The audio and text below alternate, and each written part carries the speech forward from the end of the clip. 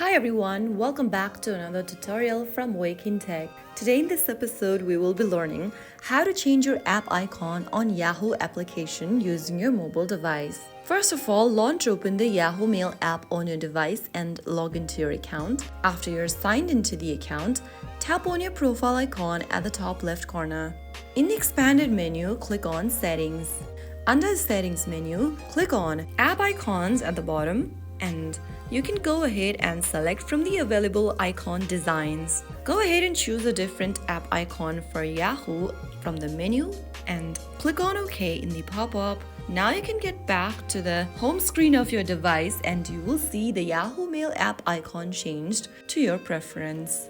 And that's it. That's how you change your Yahoo app icon and customize your home screen exactly as you like.